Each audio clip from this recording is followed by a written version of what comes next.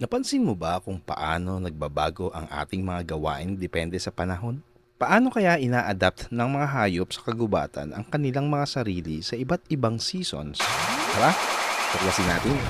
Tulad ng pagsusuot natin ng makakapal na damit tuwing taglamig, ang mga hayop sa kagubatan ay may kani-kanilang paraan sa pag-adapt sa pagbabago ng panahon.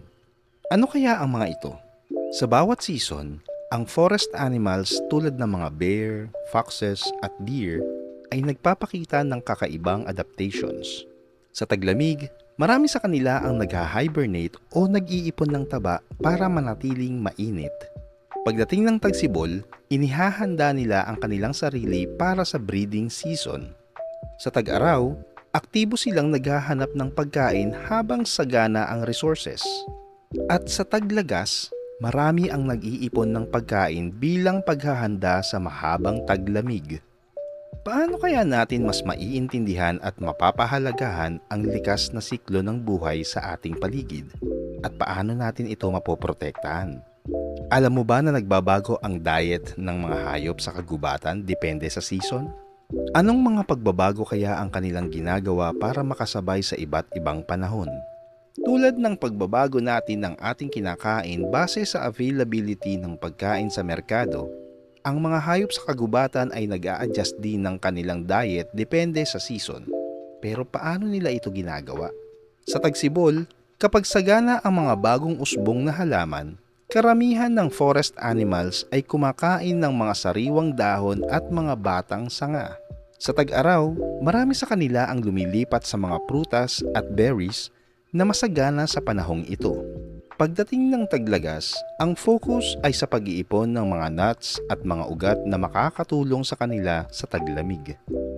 At sa taglamig, marami sa kanila ang umaasa sa mga stored fat o sa mga natirang pagkain na kanilang naipon. Paano kaya natin mapapahalagahan ang kahalagahan ng adaptability sa ating sariling buhay, lalo na sa mga oras ng pagbabago? Napansin mo ba na ang ilang hayop ay may tiyak na panahon lang ng pag-aanak? Paano kaya nakakaapekto ang pagbabago ng season sa reproductive cycles ng mga hayop sa kagubatan? Sa ating mga tao, maraming salik ang nakakaapekto sa pagpaplano ng pamilya, kabilang na ang ekonomikal at personal na mga kadahilanan. Pero sa kaso ng mga hayop sa kagubatan, ano kaya ang nagtutulak sa kanila na magparami sa ilang tiyak na panahon lamang? Sa kagubatan, maraming hayop ang nagtatakda ng kanilang reproductive cycles ayon sa season para masiguro ang survival ng kanilang supling. Sa tagsibol, kapag sagana ang pagkain, maraming species ang nangingitlog o nanganganak. Sa tag-araw, ang mainit na panahon ay nagbibigay daan para sa mas mabilis na paglaki ng mga bata. Sa taglagas, karamihan sa kanila ay tumitigil sa pag-aanak para mag-ipon ng enerhiya para sa taglamig. Paano kaya natin matututunan ang kahalagahan ng timing at paghahanda mula sa mga hayop para sa ating sariling mga desisyon sa buhay? Curious ka ba kung paano nagbabago ang ugali ng mga hayop sa kagubatan depende sa season? Ano kaya ang pinakabagong discoveries ng mga siyentipiko tungkol dito? Alam naman nating lahat na nagbabago ang ating mood at activities depende sa panahon. Pero paano kaya ito nakakaapekto sa mga hayop sa kagubatan? Kamakailang mga pag-aaral ay nagpapakita ng ilang kapansin-pansing behavioral changes sa forest animals sa iba't ibang seasons. Halimbawa, natuklasan na ang mga bear ay mas aktibo sa paghahanap ng pagkain bago ang hibernation season. Ang mga deer naman ay nagpapakita ng heightened mating behaviors tuwing fall. Ang mga squirrels ay masigasig sa pag-iipon ng pagkain sa taglagas bilang paghahanda sa taglamig. Ang mga ibon ay nagbabago ng kanilang singing patterns para sa mating at territorial defense sa spring. At ang mga foxes ay nag-a-adjust ng kanilang hunting strategies para makatugon sa availability ng prey sa iba't ibang seasons.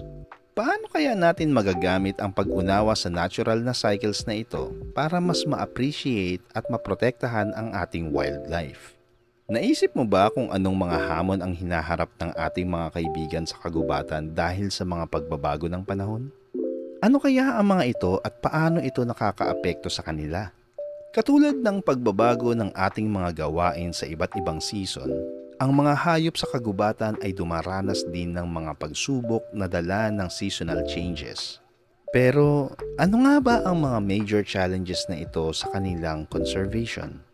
Una, ang pagkawala ng natural na habitat dahil sa mga pagbabago sa klima ay nagbabanta sa kanilang kakayahang makahanap ng pagkain at kanlungan.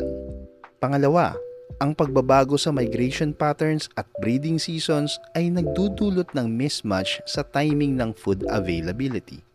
At pangatlo, ang pagtaas ng human-wildlife conflicts dahil sa pagbabago ng kanilang natural na territories. Paano kaya natin magagamit ang ating kaalaman sa mga hamong ito para makatulong sa pag-iingat ng ating mga wildlife?